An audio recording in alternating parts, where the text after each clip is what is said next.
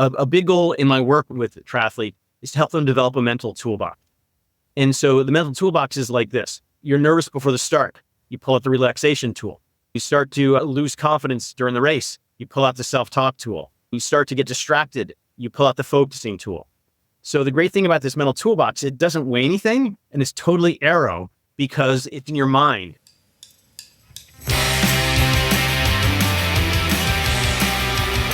Hello, I'm Jeff Sankoff, the TriDoc, an emergency physician, triathlete, triathlon coach, and multiple Ironman finisher. And this is the TriDoc podcast for June 14th, 2024, coming to you, as always, from beautiful, sunny Denver, Colorado.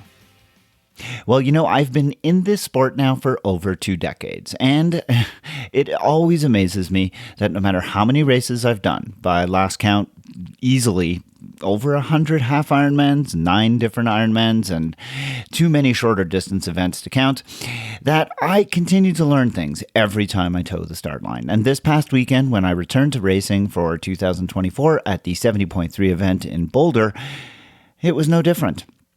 I was feeling pretty ready and primed to go for this race, a race that I have done more than 15 different times since before it was even known as a 70.3, and I am very familiar with this course. I was excited to get back to a start line for a triathlon, and when the gun went, it was apparent pretty much right away that this wasn't going to be my day. I don't know why or what it was, but I just really could never get going. The swim just felt like a struggle, even though I've been swimming exceptionally well in the pool. Once I got out of the water and onto the bike, my favorite discipline, I just could not find my legs. Try as I might, I could not generate the kind of power that I know I'm capable of, and an event that I usually just absolutely love just seemed to take forever and was more of a drag than anything else, mostly because I was so frustrated. When I got onto the second lap and had finished most of the climbing and was onto the descent, I started having these just unbearable cramps in my quadriceps, something that I never ever have to endure during a bike event. And I just had no understanding of what was going on. I had to basically soft pedal my way through the last 6 miles and ended up with my slowest bike split in this race than I can even remember. When I got off the bike, I figured I would start running and see what happened, and managed to hold a reasonable pace for about 6 miles or so. I did suffer a little bit of cramping in one of my hamstrings, but managed to get through that. And then I was pretty much ready to pull the plug. As I started the second lap, I saw some friends who told me that somehow, I don't know how, I was in 5th place. And I was kind of frustrated because I was just not having a good day. And I had to kind of turn my head around and just sort of be like, well, I'm in 5th place. I'm not going to pull out at this point.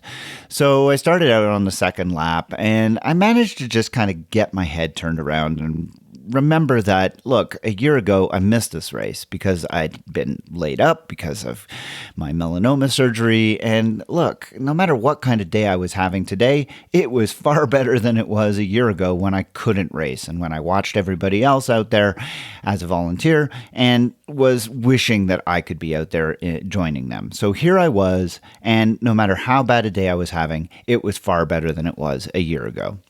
And it was on that second lap that, as I was trying my best to hold whatever pace I could muster, and trust me, it wasn't that good of a pace, somebody started running along with me.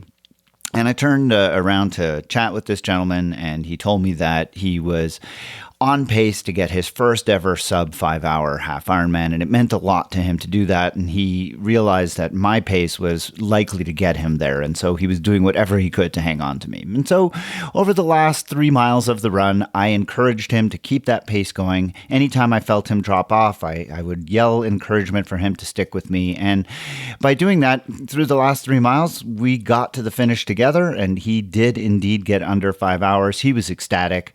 I felt better about the whole thing, and somehow, on my worst day in quite a long time, my worst time in quite a long time, I still managed to finish 5th in my age group and grab a podium spot. And of course, for those of you who are uninitiated, the Ironman events give podium spots for the top 5 of every age group. This was something that I had not experienced until 2018. All of those years before that, a bad day for me meant being spit way out the back. A good day meant maybe getting into the top 10. And it took me a long time to finally get onto a podium. So reaching a podium was something that I had done with fair regularity in the last few years, but I didn't expect to do that on a bad day. And it was quite a revelation for me to recognize that the kind of athlete I've become through hard work and consistency of training has made me get to the point that when I now have a bad day, that means I can still be in contention for the podium spot that not too long ago was something that I had to have an absolutely stellar day to even think about in the first place. And to me, this was really the biggest thing that I took away from this event. And like I said, after 20 plus years in this sport, I continue to learn things. And what I learned on this day was never give up. Just have faith in your training. And even when things are not going the way you want, remember that you're still doing what you love. And there's always something positive you can find from it. And others can take from you, like that gentleman did, to be able to follow me in and be able to get his own best PR time. Even though my time wasn't a PR, his was. And being a part of that was something I really, really enjoyed. So don't get down on yourself when things aren't going the way you think they should be. Remember to get your head in the right kind of space. You're out there doing what you love. You trained hard for whatever the day is giving you, and just try to take that home with you. And just remember as you're on course that while it might not be everything you've trained for, you still are out there and you're still giving it your best. And your best might be good enough on that day. It might not. But whatever it is, you gave it your best, and take that back home with you, because remember, that's all you can do. Now, another thing I want to point out is after these races, I know that any of you who participate in Ironman type events, in the day or two after the event, you're going to receive that email from Finisher Pics. And you'll get a chance to go look at your Finisher Pics, and you will screen those photos that are kind of covered up by the Finisher Pics logo, and then you can decide whether or not you want to buy them.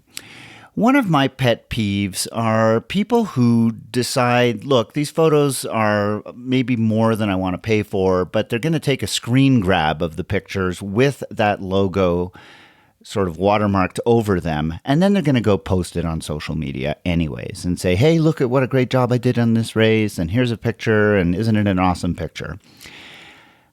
I don't begrudge people who don't want to pay for the photos. I feel like they're maybe a little bit overpriced myself, but I often do buy them anyways because I think that they provide great memories, and I also use them for my own branding as the TriDoc, and I think it's important to have pictures of me performing in those events. But if you don't want to buy them, that's okay. But I don't think it's necessarily okay to grab screen grabs of the watermarked photos and then display them on social media. To me, that is not necessarily all right.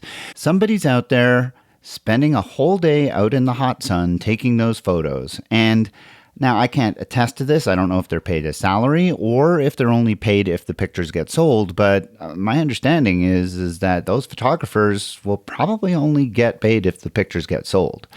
So if you're taking a screen grab of a watermarked photo, you're kind of taking money out of somebody else's pocket. I would urge you to rethink that strategy. Just pay up if you want to use the photos, and if you don't want to pay for the photos, then don't screen grab them and post them on social media. Find another way to get pictures of yourself. Have a friend be out there taking pictures, or just take selfies of yourself before and after the event, and don't use pictures that other people have taken from you and that you're not going to pay for. That's my thoughts on it. I'd be curious what other people think. And again, I don't necessarily think that the Finisher Pics are necessarily fairly priced. I do think that given how much we pay for an Ironman event, those pictures could be less expensive. But let's not forget, Finisher Pics is not part of Ironman. They are a company that contracts with Ironman to provide the pictures. At any rate, I'd be interested in your thoughts on this. Send me an email, tri_doc@icloud.com, or of course, you can put your comments into the private Facebook group, which you can find by searching on that platform for TriDoc Podcast. Answer the 3 easy questions. I will grant you admittance. You can join the conversation there and submit your thoughts on this topic.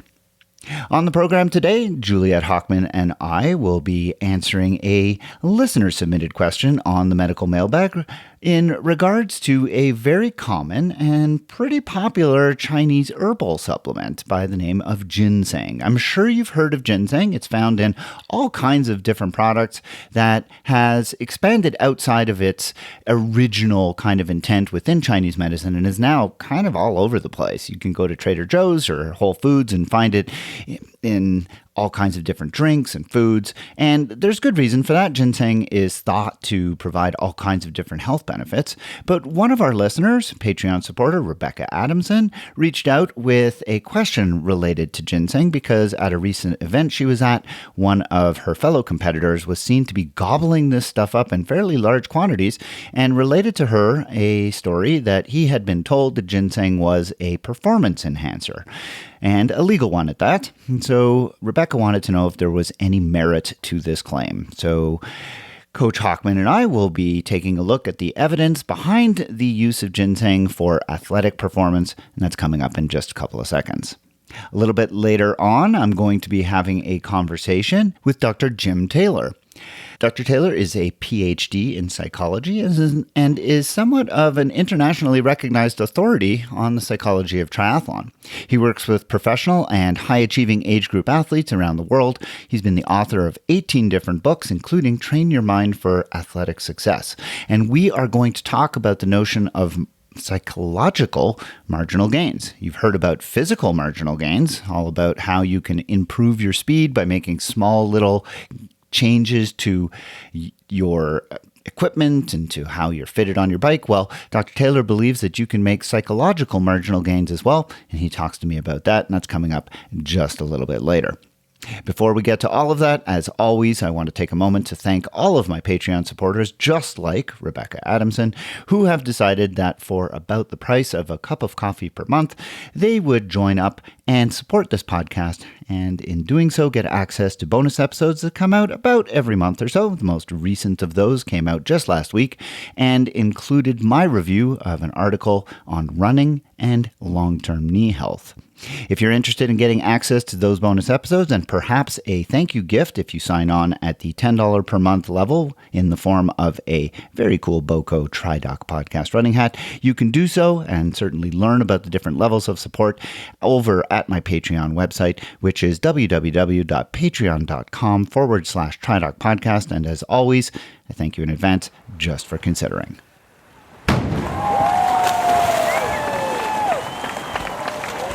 Well, it's time again for the Medical Mailbag, that segment of the program, and I'm joined by my friend and colleague, life sport coach Juliet Hochman. Welcome once again, Juliet. Thank you so much. Great to be here, as always. Juliet, we have another submitted listener question. That's always my favorite when we don't have to do the digging on our own to find something. So what is the question that has been sent in to us by a listener for this episode? Right. So thanks. This one comes from one of our listeners, Rebecca, who is one of our Patreon supporters and also, I think, a member of Cupcake, right? Good friend of yours. Podium finisher, too, at a bunch of half Ironmans. So congratulations on that, Rebecca. So she asked, I guess in her last race, she was in transition and one of the athletes near her was gobbling down ginseng. And so she was really curious about whether or not, apparently this athlete believed that ginseng was some sort of performance enhancer. And so she really wanted to find out from us, is it true? And if so, how does it elevate performance in multisport? Yeah, it's a really interesting question. And you're right, Rebecca is indeed a member of the Cupcake Cartel. That's how I first met her many years ago. She's also a Patreon supporter of this podcast. Thank you, Rebecca. And I'm really looking forward to finally meeting her after many years of friendship online. We're going to finally get to meet at the Oregon race. It's coming up in just about 6 weeks' time, where you and I will once again get to hang out in person as well with a bunch of life sport athletes. At any rate, ginseng, I have known, is a root that is ground down and is a supplement that's used in Chinese medicine. It's been advocated for all kinds of things in terms of health and wellness, and it is a very standard kind of supplement that's used and advocated for many centuries at this point. It has shown promise in all kinds of biochemical ways for improving stress and inflammation, there are purported anti-tumor activities. It seems to improve cognitive performance. Now, I should say that all of these are things that have been attributed to ginseng. They have been advocated as things that ginseng does by Chinese health practitioners. And I don't know that there are clinical studies for any of them. A lot of it seems to be anecdote, but ginseng is extremely popular for a reason. And I would imagine that some of the effects are probably there, just like we saw with some of the other things we've reviewed, like turmeric, which has a very long-standing use in these kinds of applications. But the question of whether or not ginseng has performance-enhancing effects is something I had never heard before. And so I was a little bit surprised when Rebecca brought this to us. And I did a quick literature search, and lo and behold, found quite a few studies that actually have been done looking at exactly this. And it's not that surprising that most of these studies come from the Far East, China, Vietnam, those kinds of countries where ginseng is used on a regular basis by practitioners and by coaches as well, trying to use this root in a means as a legal supplement for their athletes to try and find some kind of performance enhancement. And so the studies that have come out of there have been a little bit of a mixed bag. And so we can go through a few of them. There was one that came out in 2016, which was a meta-analysis. And I'll remind you that a meta-analysis is one of these papers that pools together the results of a variety of other studies. And this one was titled Efficacy of Ginseng Supplements on Fatigue and Physical Performance, a meta-analysis. And they're looking here specifically on muscular fatigue, whether or not athletes were able to perform for longer at a level of exertion. And they pooled together a variety of studies. I think it was 13 studies. They had a fairly large number of participants. And looking at the two major outcomes, the first of these was whether or not it led to improvements in fatigue or improvements in ability of athletes to perform for longer. And the results were plain and simple. The authors concluded that there was not sufficient clinical evidence to support ginseng supplementation as a means of improving fatigue resistance. There were 8 studies that evaluated athletic performance, and these were across a variety of different types of athletic performance. And here the authors found no significant effect of ginseng on athletic performance in any measurable metric. So this large meta-analysis from 2016, fairly negative in terms of whether or not ginseng helps with performance. Another study was looking at a different variety of ginseng. This one is Panax noto ginseng, a lot of very mellifluous sounding names of this root. This one from a little further back in 2013. This one looked not so much on performance or fatigue, but rather on recovery. This one was the effects of Panax noto ginseng on delayed onset muscle soreness and muscle damage in well-trained males, so only men in this study. It was a double-blinded, randomized control trial, which is the best way of doing an experimental study. So you are taking 2 groups of people. Neither the people in the study nor the researchers know who is getting the ginseng or who is getting the placebo. And then you just put them through a experimental testing protocol, and then you measure different outcomes. And here what they were measuring was a variety of things. They were looking at chemical markers of inflammation and injury, but they were also looking at visual pain scales. So how much soreness did they have, et cetera, et cetera. And they looked at this in a very methodical way. They looked at pre and immediately post the test. They also looked for 24, 48, 72, and 96 hours after doing the experimental protocol. They didn't really find a whole lot. What they did find is that the placebo group reported more pain, more delayed onset muscle soreness in their quadriceps, but only at one of the time marks. And that was at 96 hours. So immediately post for 24, 48, and 72 hours after, there was no difference between whether or not you got a placebo or the ginseng. But if you got ginseng, you tended to have less soreness, at least statistically, significantly less soreness in the quadriceps 96 hours post, but at no other time. The other significant finding they had was only at 24 hours, and that was in the levels of 2 specific blood-borne markers of inflammation, IL-6 and TNF. But again, no other times And it was kind of interesting that they only found significant differences at those 2 times. And I think the authors themselves were a little bit surprised. But long and the short of it, ginseng doesn't seem to help with the recovery aspect either.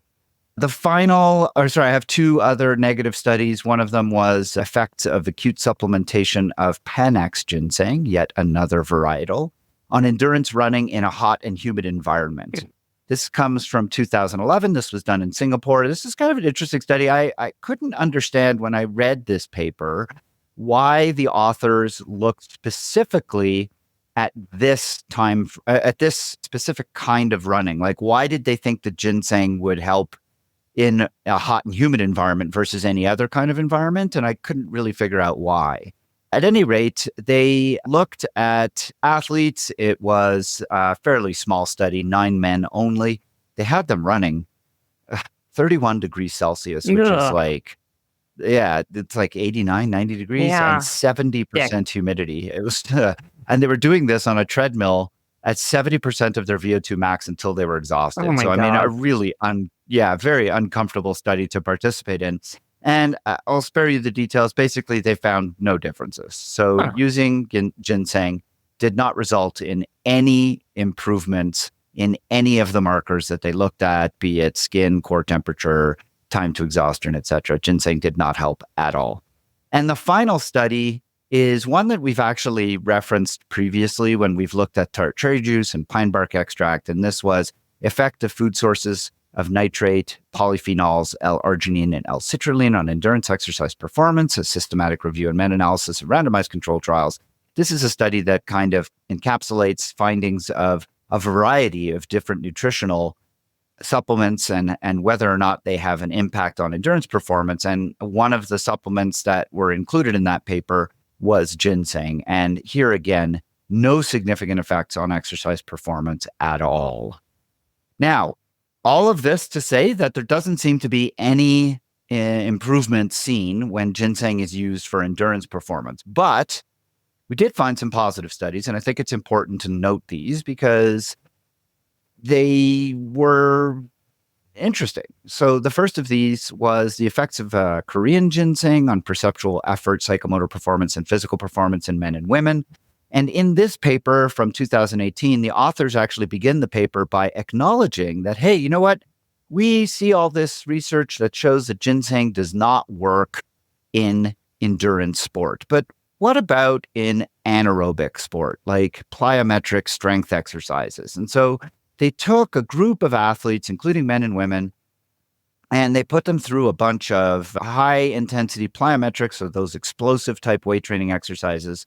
And basically what they found in this study was that there was reduced RPE and muscle soreness in those who took ginseng. So doing the same exercise, if you took ginseng, you felt as if it was easier and you had less muscle soreness than if you didn't take ginseng, which I think is kind of interesting. They also found something that none of the other papers talk about, which is that in this paper, they did sort of subgroup analyses, and they found that there was a distinct population of responders to the ginseng versus non-responders. So about a third of the population just didn't respond to ginseng at all. But if you did respond, then you tended to have these positive findings of reduced RPE and muscle soreness. So in anaerobic exercise, like explosive plyometric type strength training, ginseng seemed to confer a benefit in this paper. Another paper, effective ginseng intake on muscle damage induced by exercise in healthy adults. This was one of these papers that shows benefits to markers. So it showed positive results of ginseng supplementation on physiologic markers of muscle damage, but no changes in performance. And again, this was doing strength exercise. And then the final paper, which I want to mention because it's one of these papers that's done on lab animals, and it's just terrible. You'll remember I can't remember when we talked about it, but we talked about the swimming rats or the swimming mice. You'll remember how terrible that was? Well, this is another one of these. Oh, God. They had mice and they put them in this. I'm going to just read what it is. Mice were placed in an inescapable swimming area to swim until exhaustion with a weight equal to 5% of their body weight attached to them. Swimming time to exhaustion was measured as the amount of time swimming until a mouse could not reach the surface for a breath in a 7-second period.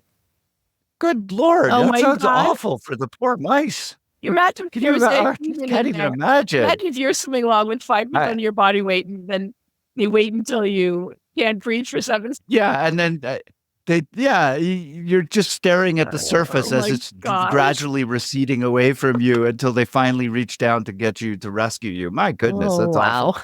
Anyways, long and the short of it is they gave these mice just gigantic quantities of ginseng, 100 milligrams per kilogram. Now, most of the studies, I didn't talk about how much they gave, but the maximum they gave was about 5 grams. Most of them gave significantly less than that.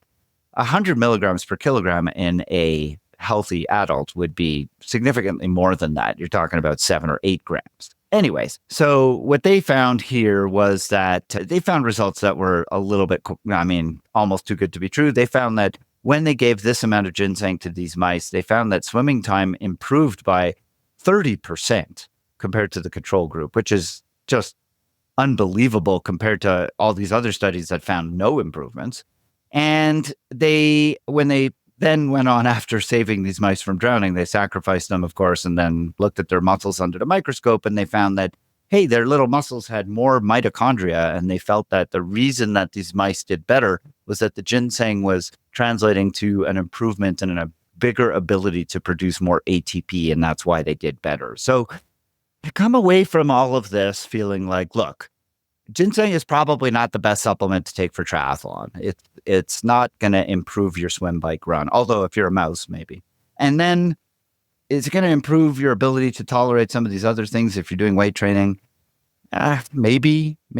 I'm not going to run out and start taking this stuff, but there's all these other purported health benefits that it has. There's a lot of, it's been used in Chinese medicine, as I said, for many, many centuries. There's certainly no downside to it.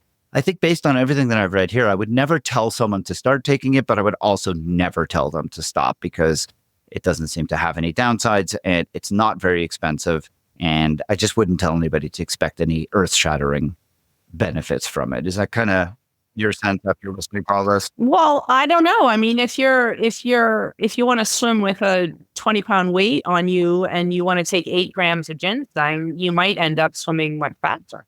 I mean, that's what this is telling me for sure. Well, I mean, kidding aside, I think it raises an important point, which is that animal studies are, cruel, but they're also useful because they allow us to do tests that we couldn't do on a human, obviously, but also because they allow us to learn things. But until we actually apply those findings in human trials, we don't really know what we're going to get, because how a mouse reacts.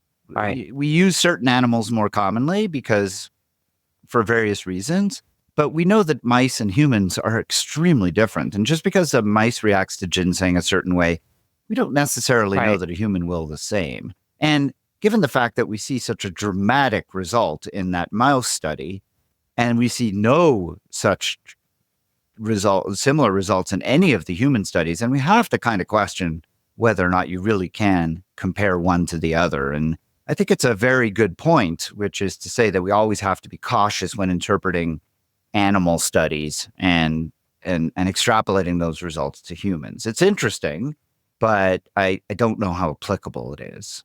If someone was taking ginseng, what tablet form? Is it in a candy form? Is it, I sort of imagine kind of crystallized ginseng, but of course getting them mixed up with ginger. So it is a root, but it's put into so many different forms. You can get it in capsules. You can get it fortified into drinks. I mean, just go to Whole Foods or Trader Joe's, you'll see a million different things with ginseng in it. But most of the things that have ginseng in it, we're talking milligrams. We're not talking the quantities that these different studies are using. If you want to get these kinds of amounts, you're going to need to be taking the capsules, which have large quantities, or you're going to need to be taking some kind of concentrated form. I think you could buy ginseng root at Asian markets. That I'm sure you can. I would think also Chinese medicine stores, you should be able to buy the root. I have no idea how much it actually costs. I know that, like, we just looked when we were reviewing these papers, me and the Johnsons, the interns, we were quickly just doing a quick Google search to see how much this stuff costs. And it's really not very expensive because I think it's so abundant. One of these things that it's not a pharmaceutical, so nobody has a patent on it. And therefore, it's just as fast as you can grow the stuff. I think it's available in all kinds of different ways. And so therefore, it's not too much as you want. The question then becomes, do you want it? Again, it's one of these things. Yeah, it's just one of these things that I kind of leave to discretion. I think, and this is the evidence, which I think is not terribly compelling, but again, no harm. There are various anecdotal health benefits, which I didn't really look into. It doesn't seem to be of all the things you could possibly take, this seems like one that is not a big deal, right? Basically, that's how we're saying. Yeah, if you like it and it's easy to take, why not? If you think it makes you feel good, great, but no scientific evidence for it. Yeah, and I think when you consider all of the things that are marketed to us, this is one that isn't, right? And why isn't it? It's because nobody's making huge profits off of it. Right. Because it's been around forever, right? So the stuff that comes out and is marketed aggressively to triathletes that has really about the same level of evidence. I mean, we've talked numerous times about all kinds of different products that has no better evidence for it, but is marketed very aggressively to triathletes. And the reason for that is because it's something new. It's something that is potentially on patent. It's something that a company has decided they can market and make big profits off of. This is something that has honestly much more evidence than any of a lot of the other things we've looked at. But the quality of evidence is better, but the findings are about the same, and it's kind of mixed and doesn't really show significant benefits, but nobody's making a ton of money. Therefore, it's not being marketed aggressively. And this is not to say that people should start taking it. Again, I think that there's really no real reason to add this unless you're interested in the anecdotal health stuff, which is totally up to you. I don't have a problem with it. I mean, knock yourself out. But yeah, I think you all question when somebody is marketing something to you and there's not great evidence, why? And when somebody comes to you and says, "Oh, Mikey likes it," which we often see, that's not a good enough reason. There's got to be something more. Yeah, we were talking about this before we started the show, and there are so many products out there, natural, pharmaceutical, technological, that claim to enhance performance, enhance recovery, enhance X, Y, and Z. And our job to do a deep dive into all of the medical studies and really look at these to try to determine, are these truly beneficial according to the science? And at the end of the day, it's really up to athletes. If an athlete feels like taking X, Y, or Z makes them feel better, makes them recover faster, makes them go faster, makes them sleep better, makes them less stressed, whatever, that's your choice. You can spend your money wherever you want to. But as we've often discussed, the job of the show is really try to look at the hard evidence and present that objectively. Right. And help you make a decision that works for you. I'm not here to make the decision for you, but rather give you the information so that you can make the decision for yourself. And I can't think of a better way to end than with that. Of course, before we sign off, we do have to remind our listeners that if you have a question like Rebecca did, that I hope that you will send it our way. You can do so by dropping me an email at tri_doc@icloud.com, or you can submit it on the private Facebook group that we have for the podcast. If you're not a member, I hope that you will consider becoming one. We always have good conversations on there, and I get a lot of really interesting questions, including the one we discussed today. You can search for TriDoc Podcast on that platform, answer the 3 very easy questions. I will grant you admittance. You can join the conversation and submit your questions that we will consider for inclusion on a future medical mailbag. Until that time, Juliette, thank you so much for joining me today once again, and I look forward to chatting with you again for the next episode. Do you suffer from allergies by any chance? Apparently, they come and they go. And right now, the wind in Hood River is so significant, which the windsurfers love, but not so great for biking. And I'm definitely noticing my stuff done.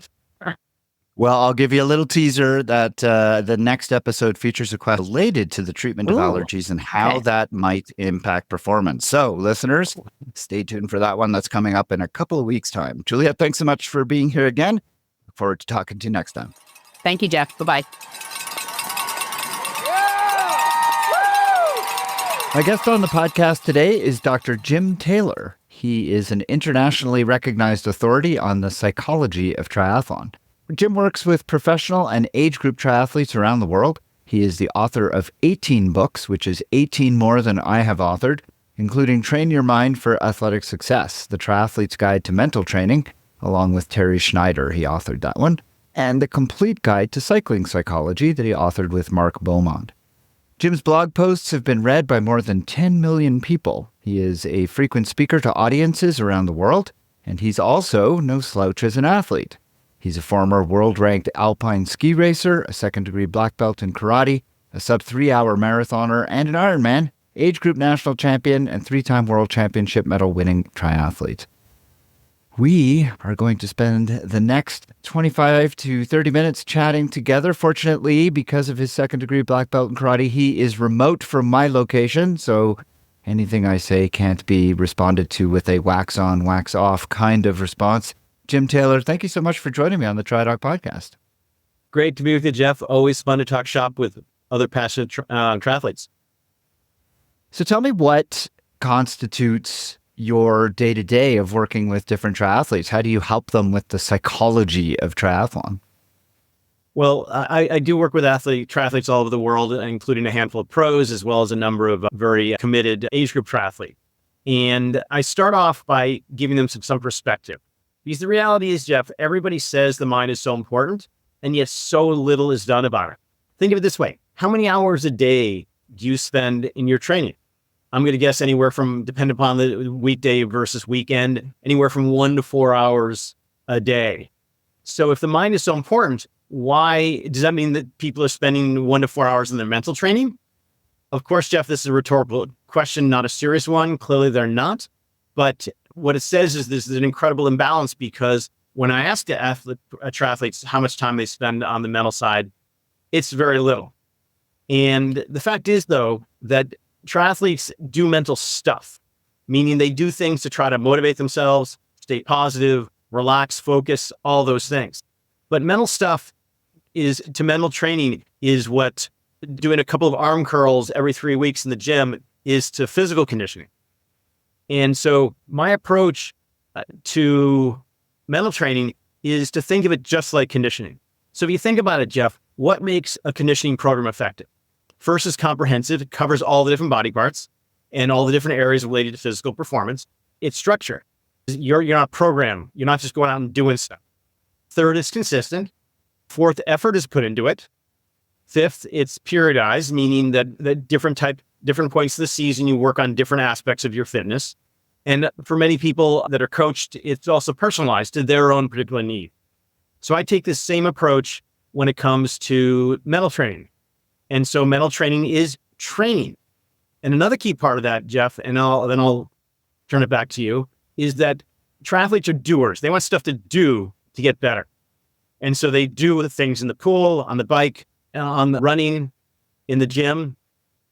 A big part of my work is also about giving triathletes things to do to strengthen what I call their mental muscles, and to give them mental exercises to strengthen those areas. Because just like physical muscles, mental muscles can be weak, they can be strong, and they can be injured.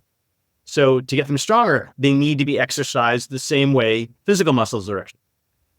Well, could you give me an example? You've mentioned exercise a couple of times, and I'm imagining or envisioning workouts that I would do, mental gymnastics, if you will. Could you give me a sense of the kinds of things that athletes can do to try and limber up their psychology? Absolutely. So the most powerful mental exercise there is mental imagery, or what's also called visualization. Basically, closing your eyes and seeing and feeling yourself performing. There's a plethora of research that shows that simply imagining yourself performing has not only a psychological effect, but also a physiological effect and a physical effect. For example, you can become more skilled at a swim technique simply by doing imagery. Also, there's been some really cool research that has shown that you can get stronger just by imagining yourself exercising a muscle. Now, before we go off the rails here and people think, oh, I don't actually need to train, I can just imagine myself training. Not quite the way it works. You still need to do the training, but the fundamental aspect of imagery is that it's not just picturing stuff in your head, it's an actual total reproduction of the experience. So imagery, really powerful exercise. Training your self-talk. So self-talk is a muscle that you can get stronger and it can be weaker. You can be good at it or bad at it. So let's say you're negative, and there's a lot of negativity in triathlon. It's sort of a part of the sport. It's one of the great challenges when things get hard is that people practice by accident being negative. And like any skill, if you practice something the wrong way, you become really good at the wrong way. And what's going to come out in a race is doing it the wrong way, meaning being really negative.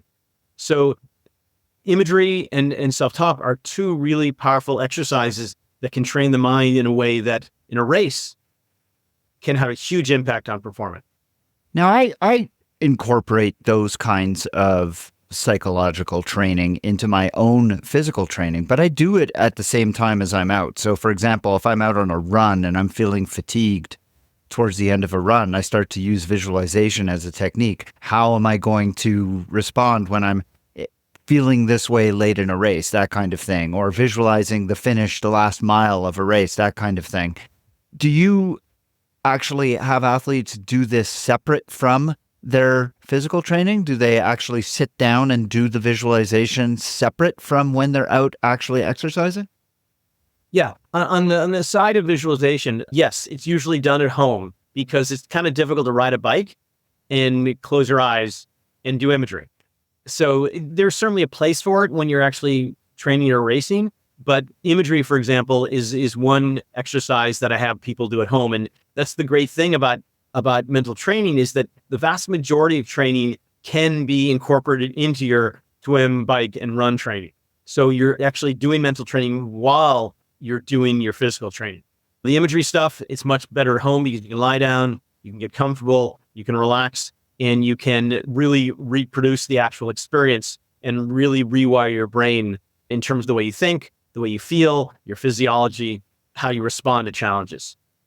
I mentioned in the bio that you're a former champion alpine skier. I'm a skier myself and a fan of alpine ski racing. And I can remember so many times watching on television, seeing the skiers at the top of the hill before they start their run. And often their eyes are closed and they're physically moving as if they're on the run. They're visualizing what they're going to do when they get through the start gate and they actually start their run. And I've always been amazed at how high-performing athletes can simulate in their mind so, such amazing to detail level the run that they're going to take. And for an alpine ski run that only takes about 2 minutes, I can completely understand that. But for a triathlete who's going to be out on the bike for 4 to 6 hours or longer potentially, what do you use, or how do you instruct them to use visualization for such a long event?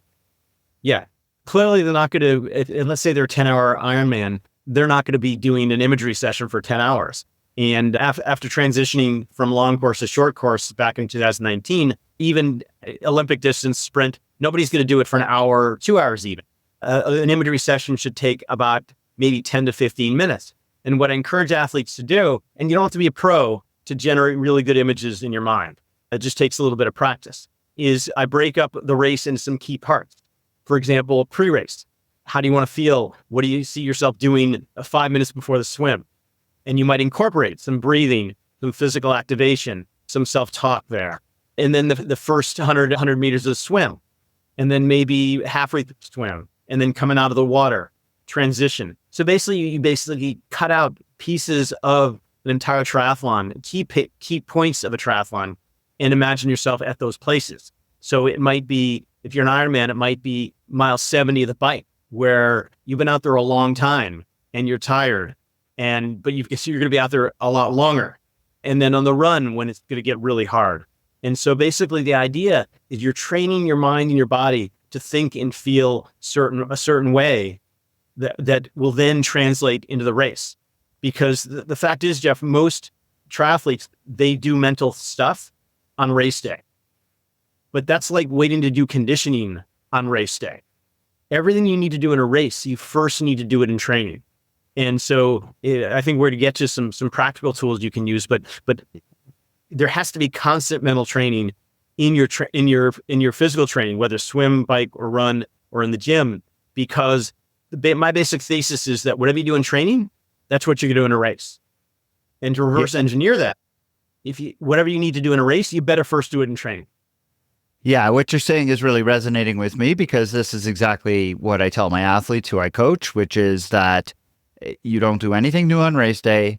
And the more prepared you are showing up at an event, the less nervous you're going to feel, the more just at ease and at peace you're going to feel. And that whole idea of visualizing, what is it going to feel like before you get in the water on race morning? What are you going to be doing? How are you going to be feeling? That's part and parcel of how you prepare for these events and how you make sure that your training comes to bear, and you just let the day happen and unfold the way you plan. And by planning for the emotional state, I think that you are just assuming control as opposed to letting things happen to you, which I think too many people do. And it's exactly as you said. Make sure that you are prepared for the race. Nothing is new on race day. You show up having done all these things. Tell me about some of the practical things that you mentioned that people can implement during the race if they're running into some of these negative thoughts that we all feel. We're riding a bike and we feel like we're super well prepared, and all of a sudden the legs just aren't there. So how do you instruct athletes to try and deal with that mentally?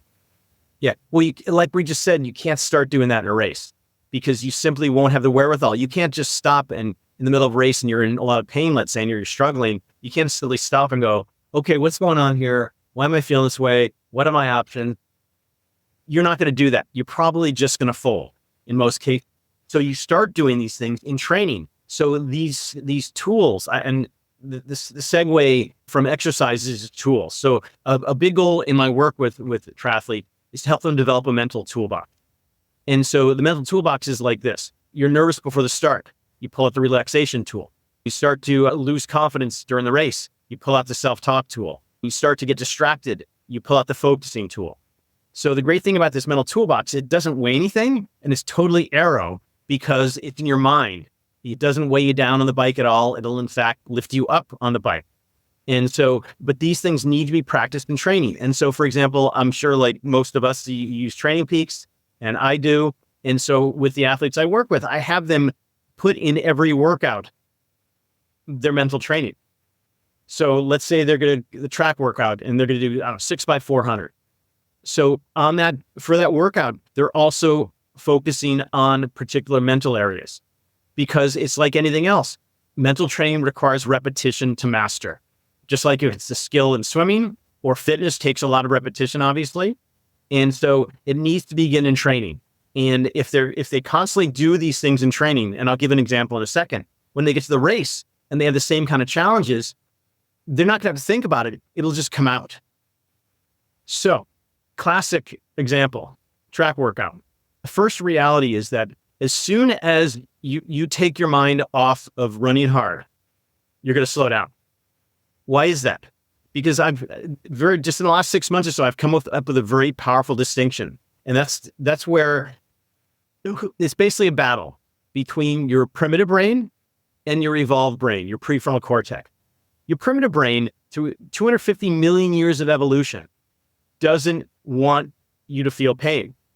Because on the Serengeti, 250,000 years ago, when we first became a Homo sapiens, if we were in pain, we were probably going to die. And so our basic innate constitution is to avoid pain. So as soon as we take our mind off of running a certain pace, let's say hard intervals, we're going to slow down. And I live this all the time when I do track workouts, when I'm in the pool, when I'm on my indoor trainer. And so the first thing is to be totally focused 100% of the time when you are giving quality effort. Now, Jeff, if you're going out for an easy recovery ride, you don't need to focus at all. You can look around, whatever. But if you're engaging in a quality workout like 6x400 intervals, you need to stay focused the entire time. And that's where the prefrontal cortex, which gives us the ability to make choices, comes into play. because as soon as you lose focus again, your primitive brain will take over and you will slow down because it doesn't know the difference between life in the Serengeti 250,000 years ago and 2024 modern triathlon life. So that's step number one, is recognizing that you need to stay focused. A couple of really powerful tools to do that. First of all, developing what I call power word, which is a version of self-talk. It's basically one or two words or phrases that you can constantly repeat to yourself as you're going around the track, or you're doing a 4 by 6 minute interval on the bike, or you're doing 12 by 50s in the pool. And I've got a couple of favorites for myself. One is push. The other is dig deep. So when you're in that hard workout and you want to maintain that pace, you can have these power words that give you a sense of strength and a sense of control. Because also when you're doing hard workouts, your body is getting tired. You're losing control of your physiology, basically. And so you need to maintain control. You need to send the message. And this is the key thing. Your prefrontal cortex, your evolved brain, needs to send the message to your primitive brain that, so it's okay. I choose to do this. I'm in control. We're not going to die. Stand down. And so having these power words as you're going around, especially at the end, and I was about to say that the last 100, it's all for me about finish strong, finish strong, finish strong. It's amazing. I mean, I've actually done little bits of personal research on this where I'll do a 400 where I'm not focused and a 400 where I am focused. I'm way faster when I'm focused. So power words, really useful. And of course, if you do this every workout, you ingrain that into you. So when you get to the race, I don't care if it's a super sprint that takes 25 minutes, which is actually my best event, but it's a full gas 25 minutes, then you just start using them. And it also applies in an Ironman. When I did Ironmans, same sort of thing. So power words, really powerful tool. And what is, give me an example of a power word? I don't know if you said one. I didn't catch it. But what is a power word? They're more like phrases like dig deep, push, push. Yeah. Okay. You got this. Keep going. I encourage you to sit down. So like a mantra that you repeat to yourself just to keep yourself on task. Yes, I prefer power words because they have words have a lot of meaning. So power words create power in people. Whereas mantras, that's like sitting cross-legged in front of the Buddha, which is all fine and good. Fair enough. Yeah. Okay. But the wording is important. The second really powerful tool, and this is a mental physical thing, is breathing. So when you're doing intervals, you're starting to get out of breath. Again, your primitive brain is thinking like, oh my gosh, I'm gasping for air. I'm going to die. We need to dial things back. I need to get control again. So that's a place where you need to be really conscious of your breathing from the start to when it gets hard to that last 100. Because even when you're really out of breath, you can control your breathing. And a couple of really important benefits of this, Jeff. First of all, you get more oxygen into your system. Second, it relaxes you. And as you well know, toward the end of an interval or the end of an Ironman, your muscles start to just tighten up. And that worked on the Serengeti 250,000 years ago when you were going to get clubbed by a rival tribesman. But it doesn't work in running because when you tighten up, your body tightens up, your shoulders go up, your center of gravity rises, your stride gets shorter, and you're more likely to feel more pain. And that pain, by the way, is a whole nother topic. So breathing is something that even when you're really out of breath, if you take control, especially in the exhale, that also sends a message to your primitive brain. We got this. We're in control. Stand down. So much of what you said is tracking with so many other things that I've read or heard or discussed on this show. I don't know if you're familiar with Simon Marshall, Leslie Patterson. They wrote an excellent book that really sums up a lot of what you talked about in terms of the frontal cortex and the primitive hindbrain. They refer to it as the chimp brain and the professor brain, and how they're constantly at conflict, and how that chimp brain is infinitely more powerful than your professor brain that is infinitely more rational than your chimp brain. Just as you so eloquently stated, the chimp brain is all about survival of your organism. The professor brain is all about rational thought. And that you need to find a way, you need to recognize that you're never going to be able to suppress the chimp brain, but you need to be able to figure out how to channel it so that it helps you get to where you want to go. And I was just thinking on, as you were talking, like, for example, I was at a track meet this past Friday. My daughter was performing in her event, which is a pole vault, which has nothing to do with what you were talking about. But while she was performing, we were watching the sprinters. And without fail, you could watch the 400 and I would turn to my wife and say, it doesn't matter who's winning after the first 200. It all boils down to the last 100. Because a lot of these kids, A, they don't know pacing. But B, I think they don't have the internal mechanisms to handle with the discomfort that comes after 300 to get themselves through that last 100. And you could invariably tell once they made the turn into the finishing straight, who was going to win based on who looked the most comfortable. And you could tell it wasn't necessarily because they paced best, but because they had the internal mental capacity to push themselves through that suffering that a 400 is.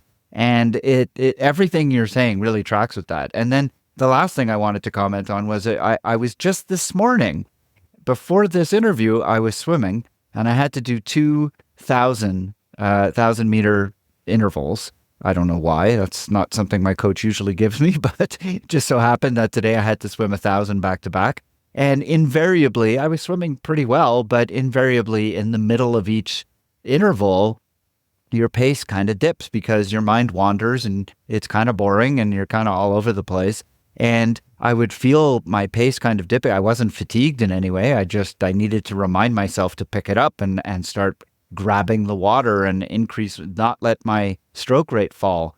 And I was just thinking to myself just this morning, I wonder how my friend and former Olympian Matt Sharp, who just raced in St. Anthony this weekend and had one of the top swims, like he swims that 1,500 so fast and maintains his output the entire time. What is he doing in his mind that I can't do in my mind when I am on my swim? And it's focus. It's exactly what you said. It's all about focus and learning to be intentional and learning to be, and it also harkens back to a conversation I had with Dr. Dia Grant, who I mentioned to you when we were talking before recording, who is a neuropsychologist down in Los Angeles who talks a lot about clutch state and flow state. And clutch state is exactly what we're talking about here. It's this focus. It's being very intentional on a goal and really keeping your mind on the task at hand. And the second you let yourself drift, you lose that intentionality and lose the ability to hold the intensity. I think it's all really, really fascinating, and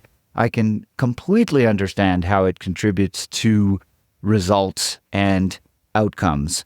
You had mentioned to me before we talked or before we started recording this notion of marginal gains, psychological marginal gains. Can you elaborate a little bit on that with the time we have left? Yeah. So marginal gains is obviously a phrase that you hear all the time in terms of aero helmets and calf to whatever the things are called, calf skins. Calf sleeves, yeah. Calf sleeves, thank you, yes. And so the idea is that you do little things that can add up and make a big difference. And the same holds true with mental marginal gain, and that there are little things you can do that can make a difference. So for example, if you naturally ease up toward the end of intervals because you're tired and you lose a couple of seconds, these things I've been talking about, in fact, create those marginal gains that make a difference in fitness. And being able to take control of your self-talk, being able to take control of your physiology, being able to make choices about what kind of pain you're feeling. All these things. Now, I can't say that they're going to enable you to go 30 minutes faster in an Ironman, but certainly at any level. But for example, with the pros I work with a German woman who's going to be in the Olympics, one of the favorites, and she looking for every little thing that can make a difference, because so many of the short course races come down to a final sprint. And even an Ironman, these days, the top people, it used to be back in the day, you'd have your race plan and you'd execute your race plan, and wherever you finish is where you finished. But now the top men and women are racing Ironman. They're competing against their competitors in these distances. So every little thing counts. So your ability to train your mind to respond to the inevitable challenges of, I don't care if it's a super sprint or an Olympic or a 70.3 or a T100 or an Ironman, being ready for those challenges, because when you're faced with those challenges, you don't have the wherewithal in the moment to figure out what you need to do. It's just like having your nutrition down. You need to practice your nutrition. So when you get to the race, you don't need to think about when you need to do your gels and your liquids. You just need to do them.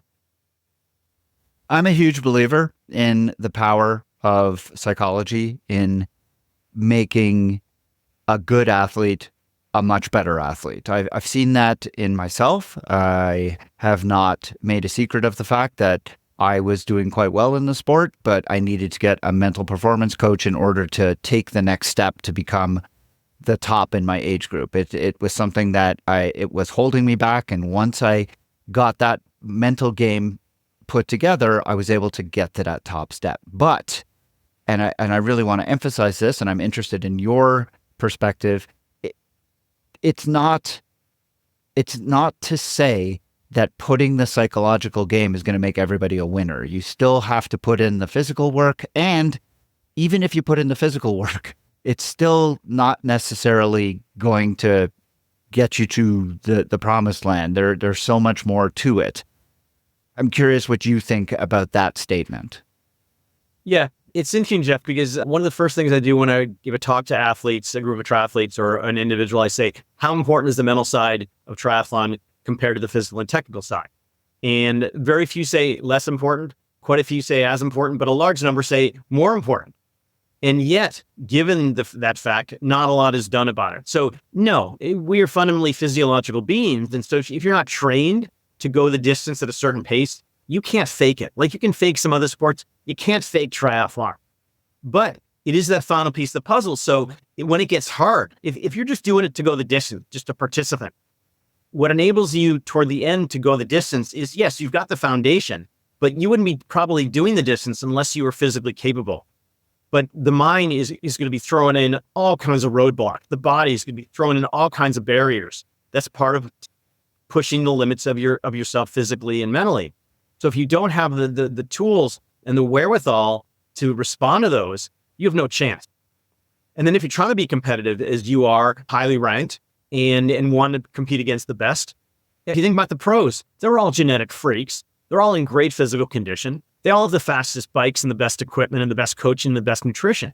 So on race day, what makes the difference? It's what goes on with their mind. So if you just want to go out there and have fun and participate and don't care how you do or you just get the finish, that's fine. But if you want to see how good you can be, and then the next step up is if you want to be truly competitive and see how you stack up against the best in the world, you got to cover all the bases. So everybody's doing the low-hanging fruit. So my work with the pros, for example, and high-level age groupers is the high-hanging fruit. And a lot of that is mental stuff and the little things, the marginal gains that don't seem to make a lot of difference, but you add them up, they make a huge difference. Yeah, I would argue even for those who just want to complete an event, working on the psychological can add a lot of joy. Because like you said, I mean, you said it early on, there's so much negative self-talk and so much negative stuff. I mean, triathlon is a very welcoming, very positive kind of community, and there's no more positive place to be than the back of the pack. I think there's a lot of support, a lot of mutual camaraderie back there, but there's still, I think a lot of people get down. There is a lot of pain being felt back there. And if you have the psychological tools to be able to handle all of that, I think it can make your day that much more enjoyable. So I think that there's strength to these kinds of tools, no matter where you are in the pack. But without a doubt, I feel like personally, it has made me better able to tolerate discomfort, and that has made me a faster athlete and a more successful athlete. I was watching with my son, we were watching the Netflix series on the Tour de France, the Heart of the Peloton, Cœur du Peloton. Yeah. And there was an interesting piece just yesterday that we were just catching up. We didn't see it originally, but we were watching and they were talking about Mathieu van der Poel, and he had to withdraw that year. But they were talking about how he has an incredible capacity to suffer. And you hear that frequently about athletes, that they're able to push themselves into a place that not a lot of people can. And then we saw at the T100 in Singapore, we saw the winner of the event collapse at the end with heat exhaustion. And I've heard some people commenting about how, well, is that really a healthy thing to be doing to ourselves? I'm not sure that he went out there thinking I'm going to push myself into the hospital, but whatever. But I do come back to this sort of question of, okay, so Mathieu van der Poel, they showed him during one of his training rides where he was pushing himself clearly in a very physiological, very, very stressed state, to the point that he had to stop at the side of the road, and he's sitting there for probably 5 minutes, almost crying. He was in so much discomfort. You can, in a lot of circumstances, teach your mind to overcome a lot of these things, to the point that it is actually somewhat unhealthy. Where is that balance? Where is the line that you draw that says, yeah, maybe we need to listen to our body this time instead of our mind? Yeah. I mean, it's really important to listen to our body and our mind, because our mind also has a tremendous capacity to communicate that we need to back off. And so here's an interesting conflict here, that we have this instinct to survive. And it's been around for 250 million years since we climbed out of the primordial mud. But we also have this instinct to thrive. And the fact is, the reason why we do triathlons is because it's hard. If it wasn't hard, probably nobody would do it, because we do it to push our limits, to thrive, to see what we're capable of. And that has tremendous psychological benefit. At the same time, yes, you can push too hard, but our evolutionary system of survival rarely lets us get to that point. So I always think of the extreme case of the Julie Moss moment back in, I think it was 1982. She falls down 50 feet from the winning Ironman championship that year. And it's become the iconic moment. And I talked to her a number of years later when I heard her speak, and I said, what was it like? And she said, my mind was totally sharp. My body simply wouldn't listen. So yes, on occasion, people do get to that point where they probably should listen to their body. But in most cases, in the vast majority of cases, we are a long way from reaching the Julie Moss, I'm going to die point, because our evolutionary system is such that it won't allow us to get that close. And that's why the muscles shut down. So Yuri Kulin, at the end, he collapsed, but he was a long ways away from death. That's for sure. Oh, absolutely. Yeah. And that was a misconception that I think a lot of people had. I agree with you. Right. And you're an ER doc, and you real life or death situations. And the fact is that level of exhaustion, yes, it might have longer term implications in terms of injury and illness and compromise of the immune system. But bottom line, we all try to push our limits. And it's a matter of what's our ability in terms of our ability for our prefrontal cortex to override our primitive brain and to push through that. Because again, that's why we do it, to push our limits and see what we're capable of. And the fact is, though, the only way to find out what our limits are is to exceed that. And I spent a lot of time, there's a whole other podcast, but I spent a lot of time with the elite athletes I work with, the pros, of helping them figure out what that limit is. Because if you think about the very top of what the pros are capable of, and then the rest of us, and you can't see my hands here, but one hand is up high, the other hand's down low. There's so much room for improvement for most age groupers, most regular people. But the pros, they're already at top 15 in the world. They're already at 99.9%. So how do they get to that level that distinguishes themselves from everybody else? That's the mental side, but it's also the physical side, because the mental that controls the physical side. Plus, of course, there's no real distinction between the mind and the body. The mind is the body, but we have the ability to take control of our bodies and to get into do things that at first seem like there's no way I can do that. But when you push the limit and you find out what you're capable of, what a blossoming of not just about triathlon, it's about life, like what's possible. And that opens up a world of opportunity and experiences and gratification and fulfillment. And I think that's at the core of what, in the most healthy sense, drives us to do these sort of things. Yep. I couldn't agree more. Well, Dr. Taylor, this has been a fantastic conversation. I really enjoyed it. We covered a lot of ground, and we really got a lot of really interesting subjects covered. Dr. Jim Taylor is a PhD in psychology. He is a psychology to pro triathletes around the world, teaching them all about how to make marginal gains by leveraging their mind to improve the performance of their body. I will include all of the ways that you can find Dr. Taylor's notes and blog and all of the things that he has done, his books on the internet. You could find all of that in the show notes for today. Jim, thank you so much for joining me on the podcast today. It really was a terrific conversation. I hope to have you back sometime in the future, because I feel like we've only just scratched the surface. Oh my gosh, Jeff, we have just begun to scratch the surface, and happy to come back, and really fun to chat it up with you. Stereo. And that's it for another episode. The TriDoc Podcast is produced and edited by me, Jeff Sankoff, along with my interns. I'm Agent Johnson. This is Special Agent Johnson. Oh, how you doing? No relation. I'm Jeff Sankoff, the TriDoc. I'm in charge here. Not anymore. Those interns are Ian Johnson and Ben Johnson. You can find the show notes for everything discussed on the show today, as well as archives of previous episodes at tridocpodcast.com. Do you have questions about any of the issues discussed on this episode, or do you have a question that you'd like for me to consider answering on a future episode? Send me an email at tri_doc@icloud.com, or join the private TriDoc Podcast Facebook group on Facebook, and you can submit your questions there. If you're interested in coaching services, please visit tridoccoaching.com or lifesportcoaching.com, where you can find a lot of information about me and the services that I provide. You can also follow me on the TriDoc Podcast Facebook page, TriDoc Coaching on Instagram, and the TriDoc Coaching YouTube channel.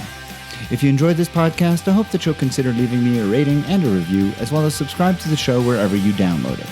And of course, there's always the option of becoming a supporter of the podcast at patreon.com/TriDoc Podcast. The music heard at the beginning and the end of the show is Radio by Empty Hours and is used with permission. This song and many others like it can be found at ReverbNation.com, where I hope that you'll visit and give small independent bands a chance. The TriDoc Podcast will be back again soon with another medical question for me to answer and another interview with someone in the world of multisport. Until then, remember 1121 and train hard, train healthy.